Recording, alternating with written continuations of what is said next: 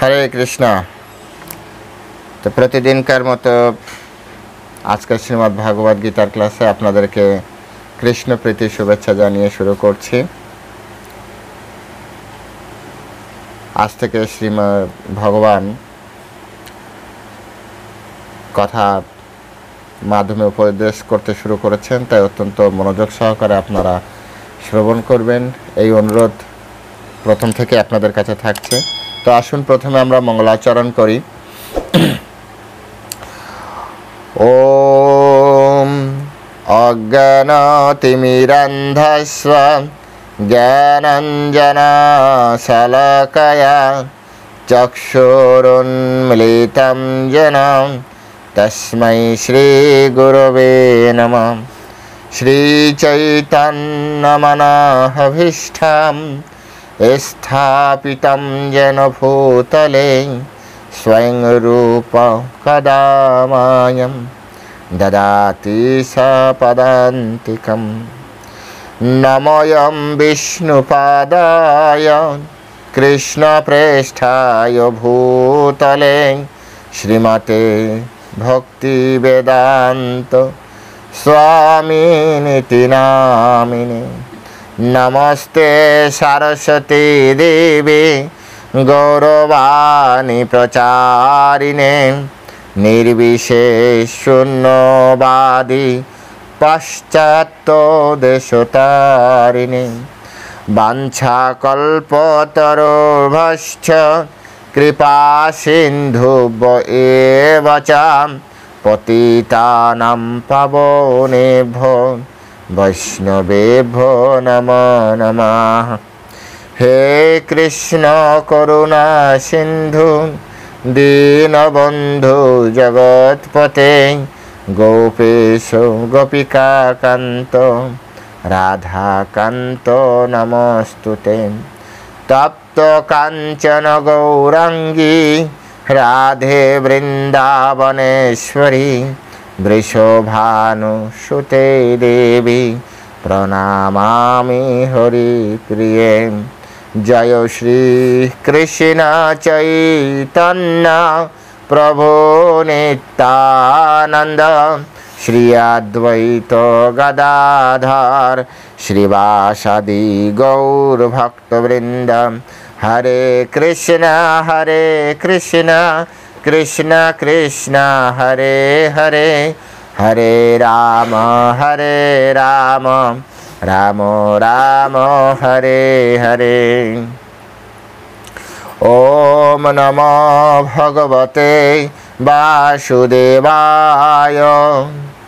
ओम नमो भगवते वासुदेवाय। ओम नमो भगवते वासुदेवाय। श्रीमद् भगवत गीता द्वितीय अध्याय सांख्य योग श्लोक नंबर 11। श्री भगवान उवाच असच्चान् अनशच त्वां प्रज्ञावादं च भाषसे गता असन् अगता असन् च न अनुशचन्ति पंडिताः। असच्चाननशचस्त्वां प्रज्ञावादांश्च भाषसे गता असन् अगता असन् न अनुशचन्ति पंडिताः। हरे कृष्ण। এখন আমরা এই সংস্কৃত শ্লোকের শিলা প্রভুপাদ কর্তৃক যে ভাষানুবাদ সেটি আমরা শ্রবণ করব। অনুবাদ। পরমেশ্বর ভগবান বললেন, তুমি প্রাজ্ঞের মতো কথা বলছো, অথচ যে বিষয়ে শোক করা উচিত নয় সেই বিষয়ে শোক করছো। যারা যথার্থই পণ্ডিত তারা কখনো জীবিত অথবা মৃত কারোর জন্যই শোক করেন না। পুনরায় একবার পড়ছি। পরমেশ্বর ভগবান বললেন, তুমি প্রাজ্ঞের মতো কথা বলছো, অথচ যে বিষয়ে শোক করা উচিত নয় সেই বিষয়ে শোক করছো। যারা যথার্থই পণ্ডিত তারা কখনো জীবিত অথবা মৃত কারো জন্যই শোক করেন না। হরে কৃষ্ণ। জয় শিল প্রভুপাদ কি জয়। তো এখন আমরা শিল প্রভুপাদ এবং আমাদের গৌড়ীয় ধারায় অন্যান্য যত আচার্যবৃন্দ আছে, বিশেষ শিল বলদেব বিদ্যাভূষণ, শিল বিশ্বনাথ চক্রবর্তী ঠাকুর, ওনাদের তাৎপর্যের এক সার সংক্ষেপ আমরা সংক্ষেপ আলোচনা করব। আপনারা সবাই অত্যন্ত মনোযোগ দিয়ে শ্রবণ করবেন। প্রথমেই যেভাবে বলেছিলাম যে শ্রীমদ্ ভগবদ গীতার ভগবান শ্রীকৃষ্ণ কর্তৃক যে আধ্যাত্মিক জ্ঞান প্রদান, সেই জ্ঞান আজ থেকে পূর্ণরূপে শুরু হচ্ছে। এই 11 নম্বর শ্লোক থেকে পরমেশ্বর ভগবান গুরুর মতো, গুরুর ভূমিকায় তিনি তার শিষ্যকে অর্থাৎ অর্জুনকে প্রকৃত তত্ত্বকথা প্রদান করবেন। এই তত্ত্বকথার মাধ্যমে শুধু অর্জুনই নয়, যদি আমরা আমাদের বুঝতে পারি আমাদের জীবনে, তাহলে আমাদের জীবনও অত্যন্ত পবিত্র হয়ে উঠবে এবং সাথে সাথে আমাদের এই মনুষ্য জীবনকে ধন্য করে আমরা এই জগতে বিচরণও করতে পারবো। সাথে সাথে এই জীবনের শেষে আমরা পরমেশ্বর ভগবানের কাছে ফিরে যেতে পারবো। তাই এই বিষয়টি অত্যন্ত গুরুত্বের সহিত আমাদের দর্শন করা উচিত, আমাদের শ্রবণ করা উচিত, অত্যন্ত মনোযোগের সহিত, শ্রদ্ধার সহিত। ভগবদ গীতায় ভগবান কৃষ্ণচন্দ্র বলেছেন, শ্রদ্ধাবান লভেতে জ্ঞানম। যদি কখনো ব্যক্তি শ্রদ্ধাহীন হয়ে যায়, তিনি কখনো জ্ঞান প্রাপ্তি করতে পারবে না। তাই শ্রদ্ধার সহিত এই জ্ঞান আমাদেরকে গ্রহণ করতে হবে। গীতায় শ্রদ্ধা, পরমেশ্বর ভগবানের শ্রদ্ধা, কথায় শ্রদ্ধা, সাধুতে শ্রদ্ধা, নামে শ্রদ্ধা, শ্রদ্ধা থাকতে হবে। শ্রদ্ধাবিহীন আমরা এই জ্ঞান প্রাপ্তি করতে পারবো না। তাই আসুন, আচার্য পরম্পরায় আমরা যে জ্ঞান পেয়েছি, এই অমূল্য জ্ঞান আমরা চেষ্টা করি যতটা আমরা হৃদয়ে ধারণ করতে পারি। বাস্তব সত্যতে এটি যে ভগবদ গীতার পূর্ণ জ্ঞান আমরা কখনোই ধারণ করতে পারবো না। সমগ্র বিশ্ব ব্রহ্মাণ্ড এই জ্ঞানের উপরে চলছে। কতটুকু আমরা ধারণ করতে পারবো? যতটুকু আচার্যরা আমাদের জন্য দিচ্ছে। যেভাবে একটা ডিসপেন্সারিতে প্রচুর পরিমাণে মেডিসিন থাকে, ডাক্তার বুঝতে পারে যে কোন রোগের জন্য কতটুকু মাত্রায় প্রয়োজন, ঠিক ততটুকুই আমাদের জন্য ধার্য করা থাকে। একটা লাইব্রেরিতে প্রচুর পরিমাণে গ্রন্থ থাকে, কিন্তু একটা স্টুডেন্ট শুধুমাত্র তার প্রয়োজনীয় ততটুকুই সে সেখান থেকে গ্রহণ করেন। একটি হাঁড়িতে প্রচুর পরিমাণে চাল রান্না করা হয়, অন্ন রান্না করা হয়, কিন্তু একজন ব্যক্তি তার পেট অনুযায়ী গ্রহণ করে। ঠিক তেমনি জ্ঞানের ক্ষেত্রেও, জ্ঞান তো অসীম, কিন্তু আমার আপনার মেধা অনুযায়ী এবং ভগবানের বিশেষ কৃপা অনুযায়ী আমরা এই জ্ঞানটি পেতে পারবো। তাই আমরা কমসে কম কী করতে পারি? শ্রদ্ধা করে ভগবানের চরণে আত্মসমর্পণ করে আমরা এই জ্ঞানটি প্রাপ্তি করার, সাধু গুরু বৈষ্ণবের মুখ থেকে এই জ্ঞানটি প্রাপ্তি করার সুযোগ গ্রহণ করতে পারি। তো এখানে আগেই বলা হয়েছিল শ্লোক নম্বর 7, সেখানে অর্জুন বলছে, শিষ্যস্ত অহং সাদি মাম তম প্রপন্নাম। হে পরমেশ্বর ভগবান শ্রীকৃষ্ণ, আমি আপনার চরণে এখন আত্মসমর্পণ করে আপনার শিষ্যত্ব বরণ করলাম এবং এই মুহূর্ত থেকে আমি আপনাকে আমার গুরু রূপে বরণ করলাম। যেই মাত্র অর্জুন পরমেশ্বর ভগবানকে গুরু রূপে বরণ করেছে, সাথে সাথে কৃষ্ণ নিজেকে গুরুর স্থানে নিয়ে গিয়েছেন, গুরু বা আচার্যের ভূমিকা পালন করতে শুরু করেছেন। এবং পালন করতে যে প্রথমেই তিনি কি করলেন? অর্জুনের ভুলের সংশোধন করতে শুরু করলেন। অর্জুনের ভুলের সংশোধন। অর্জুন, কারণ প্রথম অধ্যায়ের শেষের দিকে শুধু অর্জুনই কথা বলেছে, কৃষ্ণ চুপচাপ শুনেছে। একজন ব্যক্তি যতক্ষণ, এর থেকে আমাদের শিক্ষা, একজন ব্যক্তি যতক্ষণ না পর্যন্ত আপনার কাছে কিছু জানতে না চাইছে, শিখতে না চাইছে, ততক্ষণ পর্যন্ত আপনি কাউকে কিছু শেখাতে গেলে তার পরিণাম কখনো আশানুরূপ হবে না।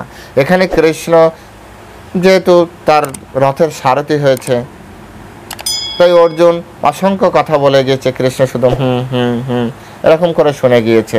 বলেছে তুমি রথটাকে নিয়ে মাঝখানে রাখো, ওকে ঠিক আছে চলো যাই। কৃষ্ণ চুপচাপ খালি শুনছে, কৃষ্ণ শুধুমাত্র শুনছে। যেই মাত্র কৃষ্ণকে বলেছে যে আজ থেকে আপনি আমার গুরুদেব, এখন থেকে আপনি আমার গুরুদেব, আমাকে পথ দেখান, সাথে সাথে কৃষ্ণ আচার্যের ভূমিকায় চলে গিয়েছেন। এবং যে প্রথম কাজ কি, অসচ্চার না অনুসচ, তুমি যে বিষয় শোক করা উচিত না সেই বিষয়ে তুমি শোক করছো। আবার আমাকে তুমি কি বলছো, আমাকে যখন বোঝাচ্ছ তখন প্রজ্ঞাবাদংশ্চ ভাষাসে, তুমি আমার সাথে যখন কথা বলছো তখন জ্ঞানীর মতো কথা বলছো। এই বিষয়টা খুবই গুরুত্বপূর্ণ বিষয়। এক, যে বিষয়ে শোক করা উচিত নয় একজন জ্ঞানীর, তুমি সেই বিষয়ে শোক করছো। আর যখন তুমি আমাকে বিষয়টা উপস্থাপন করছো তখন সেটি কিসের মতো, জ্ঞানীর মতো। তাই এটাই হচ্ছে মূর্খতা, এটা হচ্ছে মূর্খতার একটা নামান্তর। আমরাও যখন ভগবদ গীতা প্রচার করতে যাই তখন আমরা আর কি বুঝাবো, সামনে থাকা লোক যিনি কখনো গীতা পড়েন না, যিনি কখনো গীতার আলোকে জীবনযাপন করেন না, যিনি কখনো জীবন চলার পথে গীতাকে তার পাথেয় করে গ্রহণ করেনি, যিনি তার পরিবারের সবাইকে গীতা পড়ান না, যিনি তার সন্তানের জন্য গীতার পড়ানোর বিষয়ে সম্পূর্ণ উদাসীন, সেই ব্যক্তি আমাদেরকে গীতা বুঝিয়ে যাবে। হ্যাঁ, গীতা অবশ্যই পড়া উচিত, প্রতিদিন পড়া উচিত। গীতার ভিতরে সমস্ত জ্ঞান আছে, গীতা আমাদের সমস্ত সমস্যার সমাধান করতে পারে। একটা মনুষ্যর জীবনে যত প্রশ্ন আছে গীতার ভিতরে সব আছে। আমরা তো শুধু শুনে শুনে হাসি। ঠিক আছে, এত কিছু যেহেতু বলছেন, একটা গীতা নিয়ে যান, যেহেতু আপনার ঘরে গীতাটি নেই। না আসলে না, আমার সময় নেই। হ্যাঁ, এতক্ষণ ধরে না আপনি বললেন গীতার ভিতরে সব আছে, গীতায় সব, গীতা পড়া অবশ্যই উচিত, আর এখন বলছেন সময় নেই। এইখানে বিষয় এই, হ্যাঁ, অসচ্ছন্ন অনুশোচ প্রজ্ঞাবাদংশ্চ ভাষাসে, তোমার যা বলা উচিত না তুমি তাই বলছো, আবার তুমি জ্ঞানীর মতো কথা বলছো। আমাদের সামনে এসে সব মহান, আর এটা হয় প্রতিদিন। আপনারা আমাদের সাথে আসবেন বা আপনি গীতা প্রচার করতে যাবেন, দেখবেন একই, প্রত্যেকের জীবনে এই একই কেস আছে। তো এই জন্য কৃষ্ণ কি করেছিল, কৃষ্ণ কি করেছিল, প্রথমেই তাকে তার ভুল শেখা, তার ভুলগুলো ধরিয়ে দিয়েছে।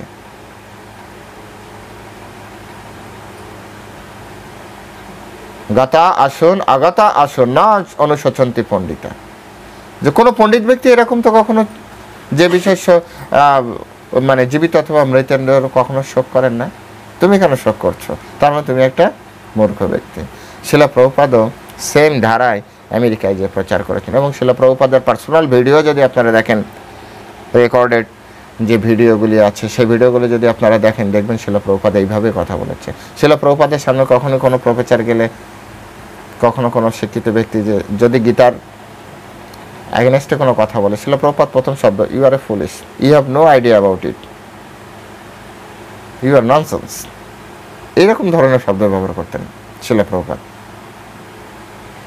কৃষ্ণ এরকমভাবে কথা বলেছেন,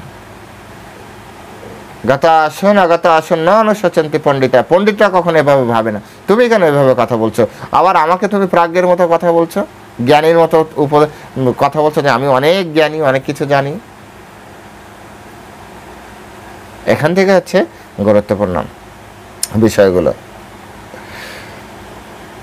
তো এখানে জ্ঞানীর মতো কথা বলছো, তার মানে প্রকৃত জ্ঞানটি কি, এখান থেকে আমাদের শিখতে হবে। প্রকৃত জ্ঞান কি, জ্ঞানী কে, যেহেতু অর্জুন জ্ঞানী নয়, ন অনুশোচন্তি পণ্ডিতা, পণ্ডিতরা কখনো অনুশোচনা করে না, কিন্তু অর্জুন তো অনুশোচনা করছেন, তার মানে অর্জুন জ্ঞানী নয়।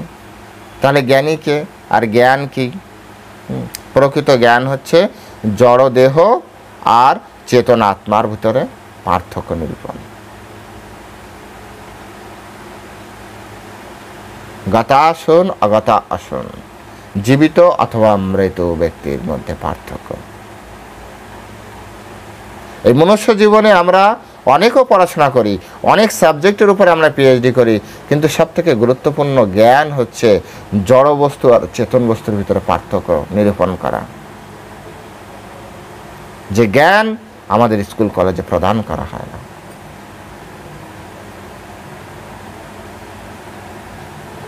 এই জ্ঞান আমাদের বুঝতে হবে। চিন্ময় আত্মা আর এই জড় দেহের ভিতরে যে পার্থক্য, একজন মানুষ কেন ভালো হবে, একজন মানুষ কেন খারাপ হবে, এটা নির্ভর করছে এই জড় আর চেতনের পার্থক্যের উপরে। চেতন আত্মা আর জড় দেহের ভিতরে পার্থক্যের কারণে। এবং জ্ঞানীকে তাহলে দেহ আর আত্মা কি, এই জ্ঞান যার ভিতরে আছে তিনিই হচ্ছেন জ্ঞানী। সকলকে আমরা জ্ঞানী বলতে পারবো না, ভগবদ্গীতা সেটাকে পারমিশন দিচ্ছে না। আপনি প্রথমেই, আপনি কে? আপনি কি এই শরীর? যেমন আমরা বলি এটা কি, এটা আমাদের মাথা, এটা আমাদের হাত, এটা আমাদের চোখ, এটা আমাদের নাক, এটা আমাদের ঠোঁট, এটা আমাদের কান, এটা আমাদের মুখ, এটা আমাদের বক্ষ, এটা আমাদের গলা। এটা কি? এটা আমার মালা। তাহলে মালা কি আমি? না। এটা আমার মালা, এটা আমার হাত, তাহলে হাতও আমি নই। এটা আমার চোখ, এটা আমার নৃসিংহ কবজ, তার মানে কবজ তো আমি নই। ঠিক একইভাবে চোখ তো আমি নই। এভাবে আমাদেরকে খুঁজে বের করতে হবে আমি কে। কে বলছে এটা আমার? আমার তখন প্রয়োগ করা যায় যখন ওই বস্তুর উপরে আমার প্রয়োগ অধিকার জন্মে, কিন্তু আমি ওই বস্তু নই। এই দুটি পয়েন্ট আমাদেরকে হিসাব রাখতে হবে, যে আমি ওই বস্তু নই, কিন্তু ওর বস্তুর উপরে আমার প্রয়োগ অধিকার আছে। খুব গুরুত্বপূর্ণ বিষয়। এই শরীরে আমার প্রয়োগ অধিকার আছে, আমি এটাকে ব্যবহার করতে পারবো, ব্যবহার অধিকার আছে, কিন্তু আমি এটা নই। সুতরাং এখন এই যে জ্ঞানটি, এই জ্ঞানটি হচ্ছে আমাদের প্রথমে থাকতে হবে। যার ভিতরে এই জ্ঞান আছে সেই হচ্ছে জ্ঞানী। আর তিনি কখনো কি করবেন না, তিনি এই জীবিত অথবা মৃত কারো জন্য শোক করবেন না। অর্জুন অনেক যুক্তি দেখাচ্ছিলেন, তার ভিতরে তিনি বলছিলেন যে রাজনৈতিক সামাজিক প্রয়োজনীয়তা তার থেকে ধর্মীয় আচার অনুষ্ঠান অধিক গুরুত্বপূর্ণ। এই যে যুদ্ধটি ছিল সম্পূর্ণ রাজনৈতিক একটা ব্যাপার এবং সামাজিক একটি ব্যাপার। অর্জুন যুক্তি দেখাচ্ছে যে রাজনৈতিক এবং সামাজিক বিষয়ের প্রয়োজনীয়তার থেকে মনুষ্য জীবনে ধর্মীয় আচার অনুষ্ঠান গুরুত্বপূর্ণ। কথাটা তো শুনতে ভালো লাগে।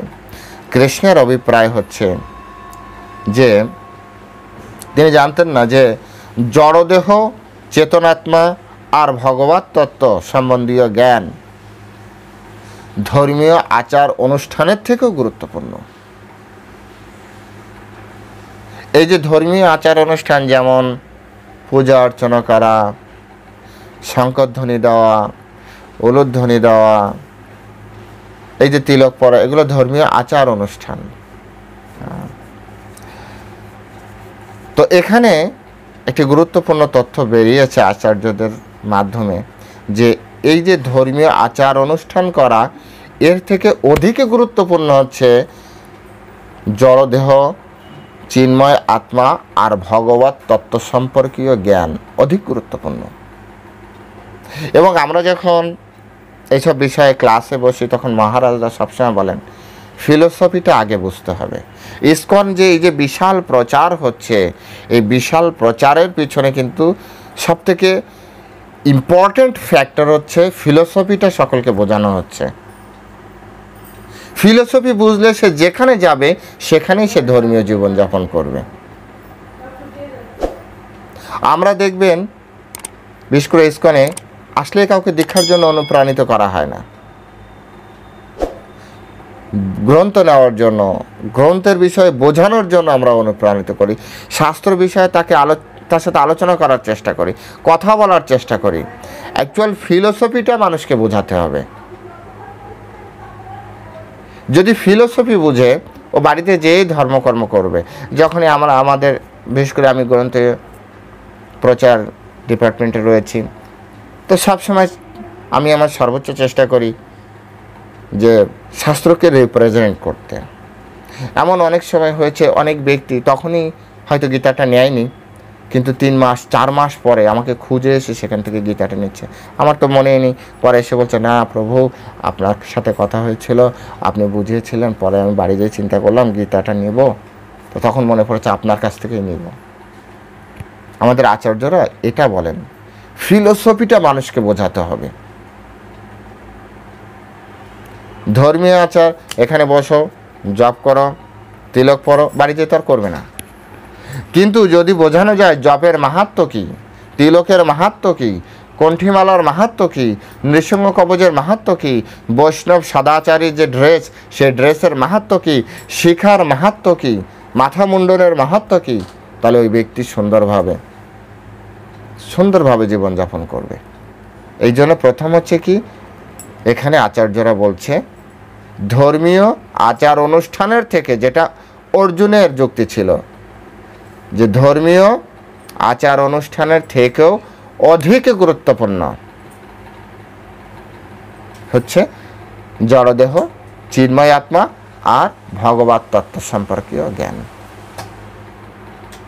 এটা আমাদের জন্য খুব গুরুত্বপূর্ণ একটি শিক্ষা। জড়দেহের কি হয়, জড়দেহের জন্ম হয়, এক সময় বিনাশপ্রাপ্ত হয় কিনা, একটা সময় বিনাশপ্রাপ্ত হয়, কিন্তু আত্মা কিন্তু কখনো বিনাশ হয় না, আত্মা অবিনশ্বর। ভগবদ গীতায় আত্মার কনসেপ্ট এসছে, আর এই ভগবদ গীতায় বলা হচ্ছে আত্মা অবিনশ্বর। আত্মা শুধু কি করে, এক দেহ থেকে আর এক দেহে ট্রাভেল করেন, দেহান্তরিত হয়, এক দেহ থেকে আর এক দেহে দেহান্তরিত হয়। তাই দেহ তো বিনাশ হবেই, সুতরাং তার জন্য কেন আপনি শোক করবেন? এই জন্য দেখবেন যারা শুদ্ধ বৈষ্ণব, শুদ্ধ স্তরে রয়েছে, তারা কোনো আত্মীয় স্বজন বা কোনো ব্যক্তি মৃত হলে তেমন বেশি শোকাতুর হন না। যারা যত ঊর্ধ্বস্তরে আছে তাদের শোকের মাত্রা তত কম, কারণ এই জ্ঞানটি তো কৃষ্ণের কাছ থেকে এসেছে, কৃষ্ণের কাছ থেকে এসেছে। বাইরের মানুষ বলে বাবা মা বাবা মরে গেল, চোখ দিয়ে এক ফোঁটা জল বেরোলো না, কি পাষণ্ড হয়ে গেল, কি পাষাণ সন্তান। কিন্তু আসলে এটা জ্ঞানের বিষয়। এই যে বলা হচ্ছে না, রাজনৈতিক এবং সামাজিক প্রয়োজনীয় থেকে ধর্মীয় আচার অনুষ্ঠান গুরুত্বপূর্ণ, আর ভগবানের অভিপ্রায় আচার্যরা বলছে তার থেকে অধিক গুরুত্বপূর্ণ হচ্ছে জড়দেহ, চেতনাত্মা আর ভগবত তত্ত্ব সম্পর্কীয় জ্ঞান। তো ভগবত তত্ত্ব সম্পর্কে, জড়দেহ সম্পর্কে, আত্মা সম্পর্কে যখন আপনি জ্ঞান পাবেন, তখন এই জড়দেহ অবিনশ্বর না নশ্বর? নশ্বর। এটা তো আজ হোক কাল হোক, মৃত্যু তো হবে, ধ্বংস হবেই। আর প্রতিনিয়ত আমাদের শরীর ধ্বংস হচ্ছে। যখন একসময় আমরা ছোট ছিলাম, তারপর আস্তে আস্তে বড় হয়েছি, আপনারা বড় হয়েছি, এখন আস্তে আস্তে চুল সাদা হয়ে যাচ্ছে, দাঁত নড়ে যাচ্ছে, চোখে ভালো দেখছি না, তো মৃত্যুর দিকে তো এগিয়ে যাচ্ছি। এটা তো নশ্বর শরীর, আর এভাবেই একদিন সব কিছু শেষ হয়ে যাবে। সুতরাং এই দেহের প্রতি আসক্তি অথবা বিরক্তি অথবা মায়া, এগুলো করার কি যুক্তি আছে? বা এই শরীর যে আস্তে আস্তে নষ্ট হচ্ছে, বৃদ্ধ হচ্ছে, বৃদ্ধ হচ্ছে, তো এই জন্য কেউ শোক করছে না। আলটিমেট যখন মরে যাচ্ছে তখনই শোক করছে। এটা হচ্ছে মোহ, মায়া। কিন্তু যে ছিল, আছে এবং থাকবে। দেহ পরিবর্তন হলেও দেখুন, যে সন্তানের নামকরণ করা হয়েছিল, নামকরণ তখন কতটুক ছিল, সেই নামটা কিন্তু শেষ অবধি রয়ে যাচ্ছে, কিন্তু যার নামকরণ, যে সাইজে নামকরণ হয়েছিল সেই সাইজ কিন্তু এখন আর নেই, আমারও আপনারও। তাহলে নামটা কে ধরে রেখেছে এতদিনে? আর বর্তমানে আমি জানি না এটা কতটা সত্য, কিন্তু বর্তমানে মেডিকেল সায়েন্স বলছে প্রতি 28 দিন অন্তর আমাদের পুরানো সেল মৃত্যু হয়। অর্থাৎ এখন যে কোষ বা সেল রয়েছে, এটা ওই যার নামকরণ করা হয়েছিল তার নয়, সেটা নূতন সেল। এগুলো সবই ডেভেলপড সেল বলেন, আনডেভেলপড সেল বলেন, সেটা তো পরের বিষয়, কিন্তু সেই সেলগুলো তো আর নেই, কিন্তু সেই নামটা রয়ে গিয়েছে, তার মানে ব্যক্তিটা ভিতরে রয়ে গিয়েছে। পোশাকের পরিবর্তন হয়েছে, যেমন পোশাকের সাইজ সেই সময় আর এখনকার পোশাকের সাইজ এক না, একইভাবে কিন্তু ব্যক্তি, মানুষের এই যে ব্যক্তি, ঠিক তেমনি এই শরীরের ভিতরে আর একজন ব্যক্তি আছে, সেটি হচ্ছে চিন্ময় আত্মা। তো চিন্ময় আত্মার মৃত্যু নেই, তাহলে শোক করা উচিত নয়। বলদেব বিদ্যাভূষণ না বিশ্বনাথ চক্রবর্তী খুব সুন্দরভাবে বলছে, হে অর্জুন, তোমার এই যে বন্ধুবর্জনিত শোক, এটা হচ্ছে ভ্রমমূলক, নিতান্তই ভ্রম। তুমি ভাবছো পিতামহকে বধ করবে, গুরু দ্রোণাচার্যকে বধ করবে, কৃপাচার্যকে বধ করবে, দুর্যোধন আদি সমস্ত ভ্রাতাদের বধ করবে, এটা তোমার এক ধরনের ভ্রম। যেভাবে অর্জুন ভগবদ্গীতা 4 নম্বর শ্লোকে কি বলেছিল, কথম ভীষ্ম অহম শঙ্কে, এরকম শ্লোক আছে না, পড়ে নেবেন। আপনি বলুন কিভাবে আমি এই পিতামহ ভীষ্ম গুরু দ্রোণাচার্যের সাথে বাণের দ্বারা যুদ্ধ করব? যুদ্ধ করবে না, তোমার কাজ যুদ্ধ করে, তুমি যুদ্ধ করবে না। তো উত্তর আসছে কিরকম, এটাই বলছে এইখানে, ওই প্রশ্নের অ্যান্সার দিয়েছেন। অনশোচন, তুমি শোকের অযোগ্য বিষয়ে শোক করছ। অনশোচ,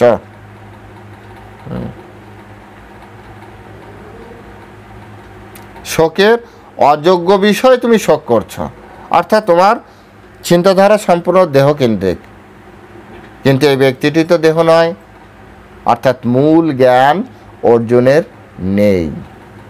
আর জ্ঞান যার নেই সে পণ্ডিত নয়, মূর্খ।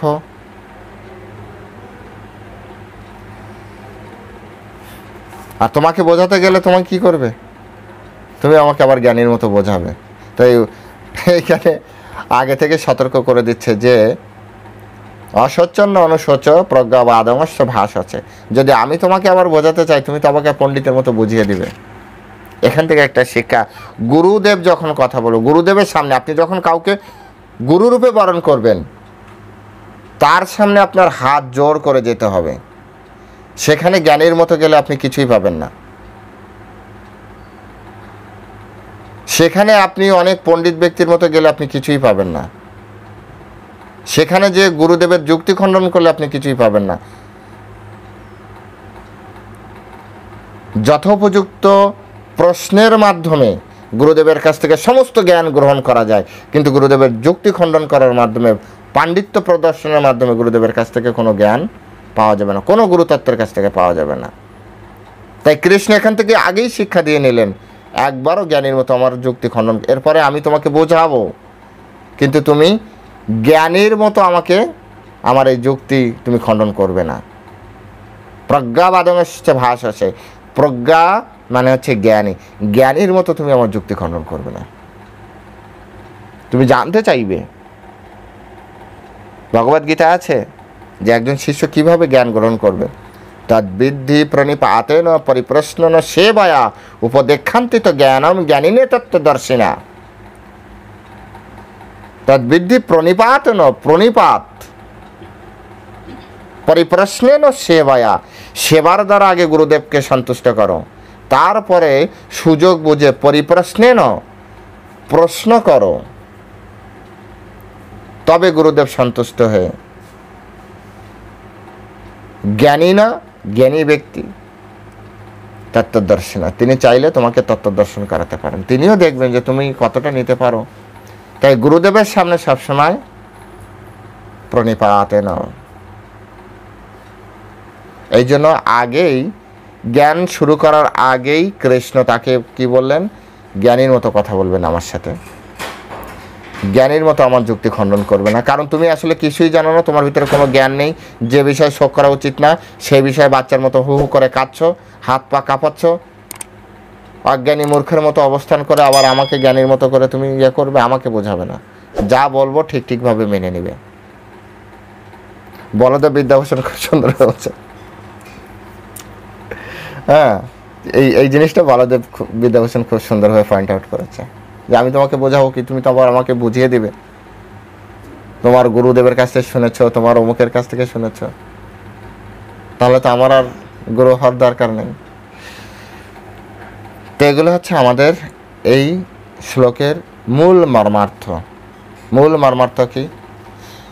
একইভাবে আমাদের জীবনেও আমরা অনেকে ঠিকভাবে পড়াশোনায় অগ্রগতি করতে পারি না, আমাদের জীবনে কোনো কিছু গ্রহণ করতে পারি না। এর পিছনে একটাই কারণ, আমরা গুরুদেবকে পূর্ণরূপে গ্রহণ করি না। দেখবেন একটা ক্লাসে অনেক স্টুডেন্ট থাকে, কিন্তু স্টুডেন্টদের ভিতরে কেউ ভালো রেজাল্ট করে, কেউ খারাপ রেজাল্ট করছে। খারাপ রেজাল্ট কে করছে? যে গুরুদেবের কথার উপরে পূর্ণ বিশ্বাস রাখছে না। যে পূর্ণ বিশ্বাস রাখছে না তার জীবনে ভালো রেজাল্ট আর কখনোই আমরা দেখতে পাবো না। কিন্তু যে গুরুদেবের কথার উপরে পূর্ণ বিশ্বাস রাখছে, যে গুরুদেবের কথাকে পুঙ্খানুপুঙ্খ রূপে মেনে নিচ্ছে এবং সেইভাবে তার জীবন পরিচালিত করছে, একদিন না একদিন সময় ওই যে বাধ্য স্টুডেন্টকে, অনুগত স্টুডেন্টকে এই সমাজে অথবা আধ্যাত্মিক অথবা এই লৌকিক জগতে একটা অবস্থান করে দিবে।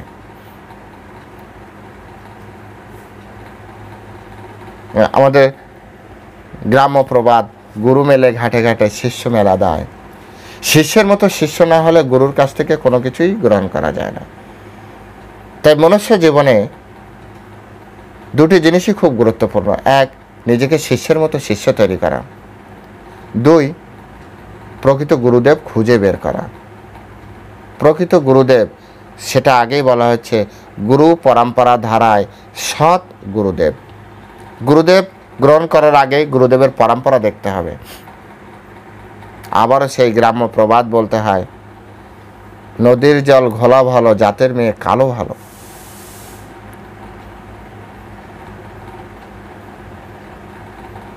ঠিক একইভাবে এগুলো বংশ পরম্পরা আমাদের দেখতে হয়। আমরা বন্ধুত্ব করার সময় এগুলো পরম্পরা দেখতে হয়। বলবেন এই তো আপনি জাতিভেদ করছেন। না, আপনারাও ভেদ করেন। আপনি যখন আপনার সন্তানকে বলেন অমুকের সাথে মিশবে না, অমুকের সাথে মিশবে না, তুমি খারাপ হয়ে যাবে, আপনি ভেদ করছেন না? আপনার সন্তানকে বাঁচানোর জন্য ভেদভাব আপনার ভিতরেও আছে। সবাই চায় ভালো মানুষের সঙ্গ করতে। কজন আছে আপনি ভিআইপি লোককে দেখান যারা রিক্সাওয়ালাদের সাথে বন্ধুত্ব করে রেখেছে, বস্তির ছেলে মেয়েদের সাথে বন্ধুত্ব করেছে? বা আপনি বস্তির ছেলে মেয়েদেরকে আপনি কখনো একেবারে হাই সোসাইটির কারোর সাথে বন্ধুত্ব করতে দেখেছেন? এই সিনেমায় মাঝে মাঝে দেখা যায়, বাস্তবে এগুলো হয় না।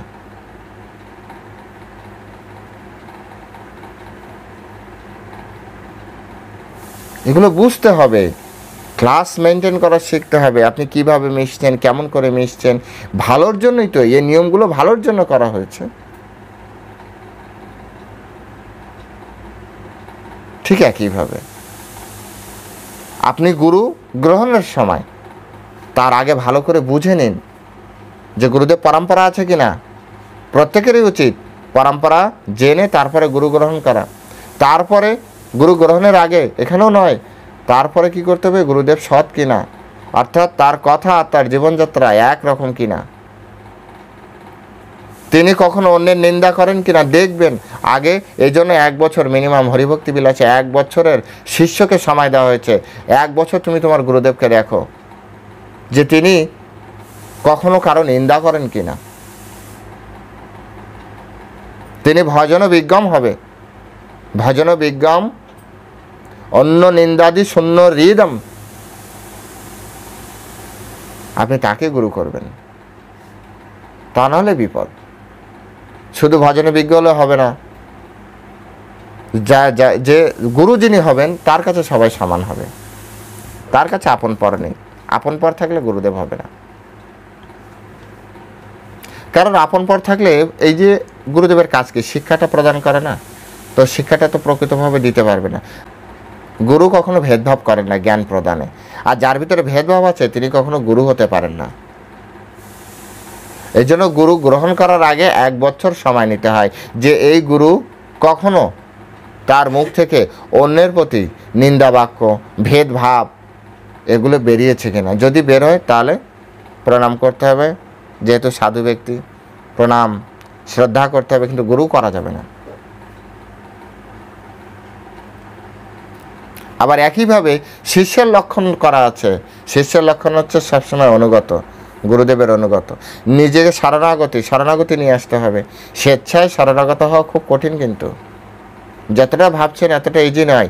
আপনার জীবনের সমস্ত ভার স্বেচ্ছায় আরেকজনের চরণে সমর্পণ করা, আপনার সমস্ত ইচ্ছা অনিচ্ছাগুলো আরেকজনের কাছে, আরেকজনের চরণে আত্মসমর্পণ করা, এটা চারটিখানি ব্যাপার নয়। এটা করতে পারছে না বিধায় তো সমাজে সবাই ভক্ত হচ্ছে না। এটা করতে পারাটাই হচ্ছে সাধুতা, যে আজ থেকে আমি আমার দ্বারা নিয়ন্ত্রিত হব না, আমার সমস্ত ইচ্ছা অনিচ্ছার জলাঞ্জলি দিয়ে আমি আমার গুরুদেব কর্তৃক সম্পূর্ণভাবে নিয়ন্ত্রিত হব। স্বেচ্ছায়, এখানে কোনো এরকম জোরাজোরি নেই, স্বেচ্ছায় নিজেকে গুরুচরণে সমর্পণ করা, এটা খুব কঠিন।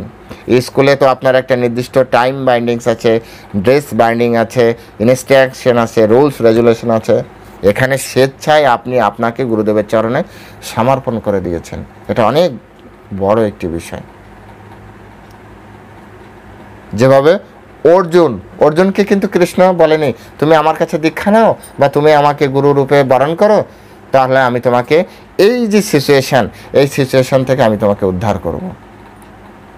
প্রথমের দিকে কোনো জায়গায় বলেছে, এরকম কোনো শব্দ শুনেছেন? অর্জুন দেখো আমি কিন্তু পরমেশ্বর ভগবান, তো তুমি যে শোক করছো এই শোক থেকে মুক্তির উপায় আমার কাছে আছে। তুমি এক কাজ করো, তুমি আমাকে গুরুরূপে বরণ করে নাও, আমি তোমাকে এই সমস্যা থেকে সমাধান করে দিচ্ছি। কৃষ্ণ একবারে বলেছে না। অর্জুন স্বেচ্ছায়, একেবারে নিজের থেকে স্বেচ্ছায় অনুপ্রাণিত হয়ে বলেছে। এটা হচ্ছে শিষ্যের লক্ষণ। সেই নিজেই বলেছে শিষ্যস্তে অহম সাদি মামতাম প্রপন্নম, আমি এখন থেকে তোমার শিষ্য এবং শরণাগত, তোমার চরণে আশ্রয় গ্রহণ করেছে। তবে না গুরুদেব, তাহলে শিষ্যেরও লক্ষণ, গুরুরও লক্ষণ, এগুলো আমাদেরকে শিখতে হবে এই শ্লোক থেকে। এবং সেই গুরুদেবের কাছে কখনোই প্রজ্ঞাবান ব্যক্তির মতো তার যুক্তি খণ্ডন করা যাবে না। তিনি যেটা বলছেন সেটা বুঝতে না পারলে পরিপ্রশ্নেন শব্দটি গুরুত্বপূর্ণ, প্রশ্ন না, পরিপ্রশ্নেন, যে বিষয় বোঝাচ্ছে সেই বিষয় না বুঝতে পারলে সেই বিষয়টাকে ক্লিয়ার করার জন্য এই প্রশ্ন। পরিপ্রশ্নেন, তাও সেবয়া, এমনি এমনি না, সেবার মাধ্যমে। তাহলে কি শিখলাম? বাস্তব জীবনেও গুরুর সাথে নো আর্গুমেন্ট, কোনো রকম আর্গুমেন্ট করা যাবে না। তত্ত্বজ্ঞ ব্যক্তির মতো গুরুদেবের সামনে যাওয়া যাবে না, হ্যাঁ ঠিক আছে আপনি বোঝান, আমিও কি কম শিখেছি, এই ভাব নিয়ে যাওয়া যাবে না, হাত জোর করে যেতে হবে। সেটা আপনি স্পিরিচুয়াল ওয়ার্ল্ড হলে তো আরও বেশি, আর ম্যাটেরিয়াল ওয়ার্ল্ডেও একই কথা। স্কুল কলেজে যে টিচারের সাথে যে আচরণ এখন, এটা আমাদের শাস্ত্র সম্মত নয়। টিচার সব থেকে শ্রদ্ধার জায়গা। শিক্ষককে জাতির মেরুদণ্ড বলা হয়। শিক্ষক জাতি তৈরি করে। শিক্ষক হচ্ছে কারিগর, সমাজ গঠনের কারিগর। শিক্ষকের মর্যাদা সব থেকে বেশি, গুরুর মর্যাদা সব থেকে বেশি। গুরুর গুরুত্ব বুঝে তার সাথে মিশতে হবে। এখনকার শিষ্যরা তো মানে স্কুল কলেজের তো টিচার যারা, আপনারাও এই ভাবধারাটা রক্ষা করবেন। যারা স্টুডেন্ট আছে তারাও ধীরে ধীরে নিজেকে ডেভেলপ করবেন, এই গীতা থেকে শিখতে হবে। তো আপনারা সকলে ভালো থাকবেন, নিজেকে সেভাবে তৈরি করবেন, এই আশাবাদ রেখে আজকের মতো ভগবদ্গীতার এখানেই বিশ্রাম দিচ্ছি। ওম নমো ভগবতে বাসুদেবায়, ওম নমো ভগবতে বাসুদেবায়, ওম নমো ভগবতে বাসুদেবায়। জয় শিল প্রভুপাদ কি জয়। হরে কৃষ্ণ।